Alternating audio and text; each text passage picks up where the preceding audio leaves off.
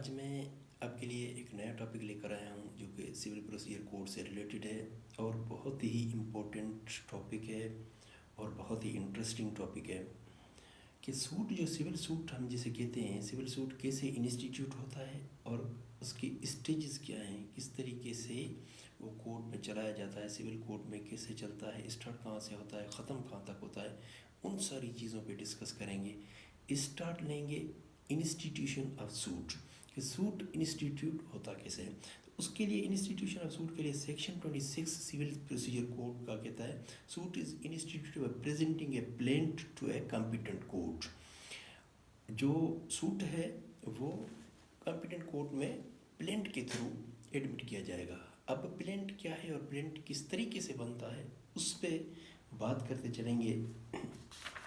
Start لیتے ہیں کہ order 7 rule 1 CPC civil procedure code کا بتاتا ہے پارٹیکولرز ٹو اے پلینٹ اور کنٹینٹس بھی کہہ سکتے ہیں، پارٹیکولرز بھی کہہ سکتے ہیں جو پلینٹ کے ہیں، کیا چیزیں ضروری ہیں اور کس طریقے سے پلینٹ تیار کیا جاتا ہے اس کے لیے بتاتے ہیں۔ آرڈر 7 رول 1، اس میں پہلی چیز جو دی گئی ہے the name of the court in which the suit is brought. جہاں پر سوٹ جس کوڈ میں ایڈمٹ کیا جا رہا ہے، جس کوڈ کی جورسڈکشن ہے، اس کا نام سب سے پہلے اوپر اس کا نام آئے گا۔ اس کے بعد دوسری چیز the name, description and place of residence of the plaintiff, plaintiff کا نام، ڈسکرپشن، اس کی ریزیڈنس، اس کے بعد ڈیفیننٹ، تیسری چیز ڈیفیننٹ، اور ڈیفیننٹ کا بھی اسی طریقے سے نام، ڈسکرپشن اینڈ اس کی ریزیڈنس۔ اس کے بعد جو ڈی میں آتا ہے ویئر دی پلینٹف اور دی ڈیفیننٹ از اے مائنر اور a person of unsound mind, a statement to that effect.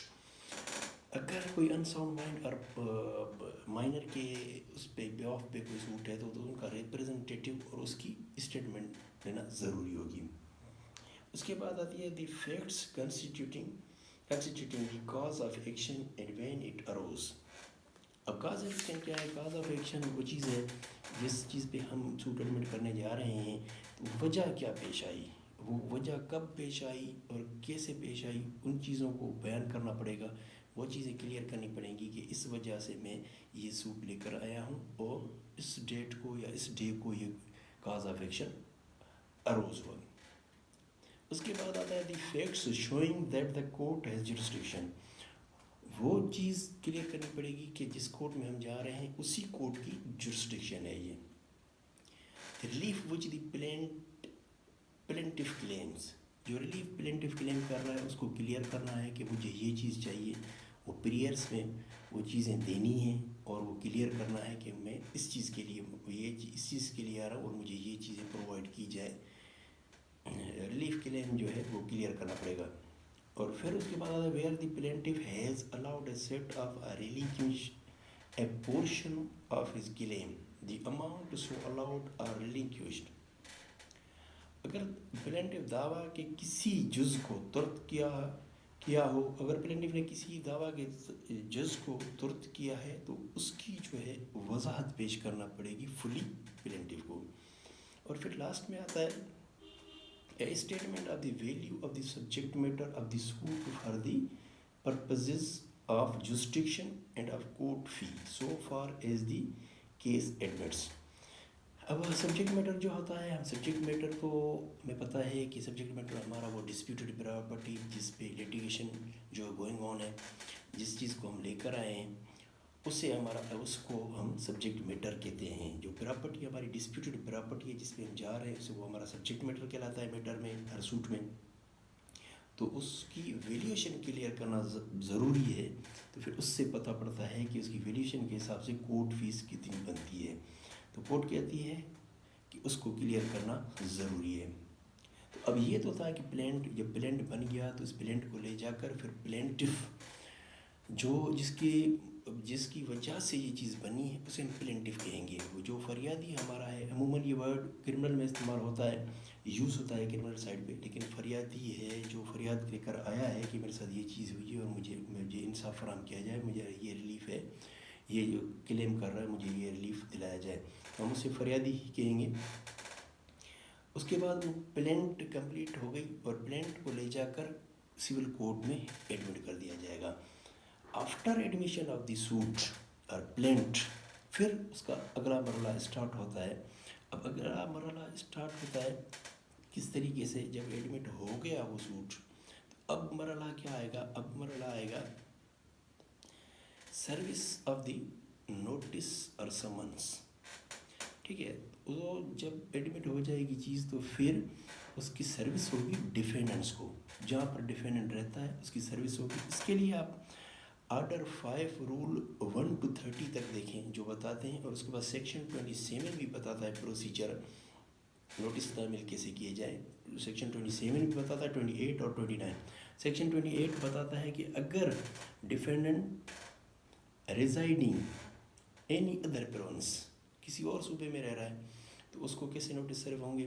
اور 29 بتاتا ہے کہ اگر defendant residing foreign any foreign country, اگر ملک سے باہر رہ رہا ہے، تو اس کے بعد اس کو نوٹس سرو ہو جائیں گے. نوٹس سرو ہونے کے بعد ڈیفینڈنٹ اپیئر ہوگا کورٹ میں. اس کو پتہ پڑے گا کہ میرے خلاف یہ چیز آئی ہے.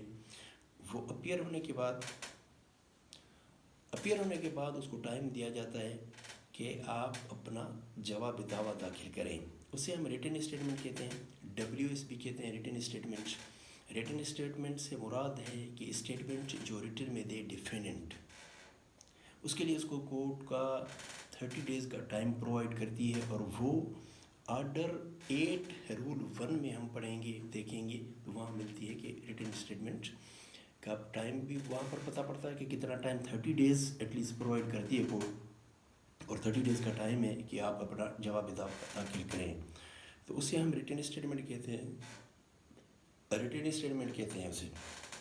اس کے بعد ہمارا اگلا مرحلہ ریٹن اسٹیٹمنٹ اگر آ جاتی ہے، ڈیفینڈنٹ نے ایڈمٹ کر دی ریٹن اسٹیٹمنٹ، اگلا مرحلہ ہمارا آتا ہے فریمنگ آف ایشوز کا.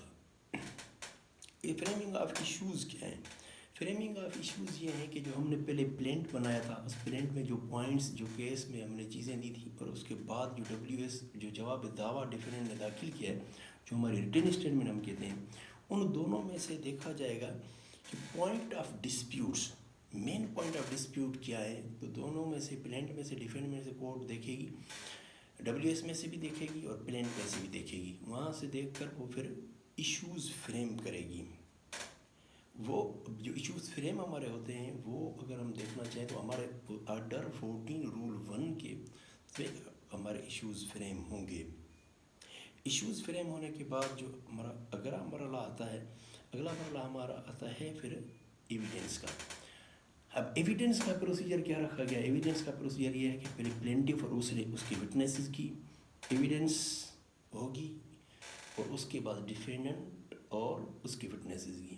پلینٹیف اور اس کی وٹنسز کی جو ایویڈنس سائڈ کلوز ہو جائے گی. اس کے بعد ڈیفینڈنٹ اور ان کی وٹنس کی ایویڈنس ہونے کے بعد ان کی سائڈ کلوز ہو جائے گی. یہ چیزیں ایویڈنس کے بعد اگر ایویڈنس ہو جاتی ہے اور سائڈ کلوز ہو جاتی ہیں، تو پھر اس میں فائنل مرحلہ آتا ہے فائنل آرگیومنٹس کا. After recording the evidence the arguments of the council اور ہرڈ. وہ جو ہے پھر ہرڈ کیے جائیں گے آرگیومنٹ آف دی کاؤنسل. بہت پارٹیز جو ہیں، ان کے بہت پارٹیز کے جو ایڈوکیٹس ہیں، ان کی آرگیومنٹس پھر ہرڈ کیے جائیں گے. وہ فائنل آرگیومنٹ کہلاتے ہیں. فائنل آرگیومنٹ کے بعد جو چیز ہماری فائنل آرگیومنٹ ہو گئے، دونوں وکلاء نے جسے جرح کرنی تھی، جو آرگیومنٹ کرنے تھے، جو دلیل دینے تھے، وہ دے دیے. اس کے بعد جو چیز آتی ہے، اس کے بعد فیصلہ محفوظ کر لیا جاتا ہے. اور فیصلہ محفوظ کر جاتا ہے کورٹ کو 2 دن 4 دن 8 دن جتنا بھی ٹائم رکھنا چاہتی ہے، مناسب سمجھتی ہے کورٹ، وہ جیسا مناسب سمجھتا ہے وہ ٹائم رکھتا ہے. اس کے بعد ہماری ججمنٹ اناؤنس ہو جاتی ہے. ججمنٹ اناؤنس ہونے کے بعد ہمارا مرحلہ آتا ہے ڈگری کا.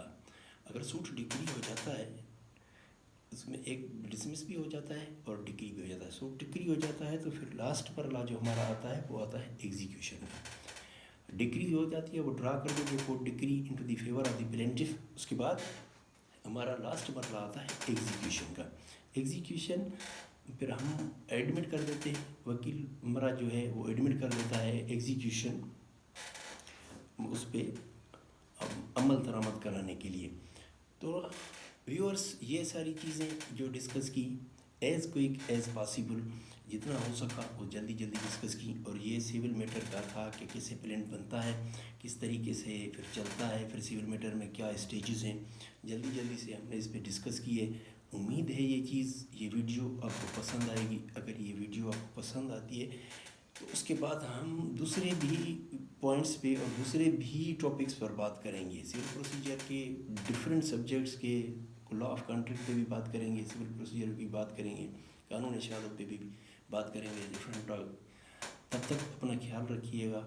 اور اگر ویڈیو پسند آئی ہے تو پھر میرے چینل کو لائک اور کامنٹس شیئر ضرور کیجیے گا.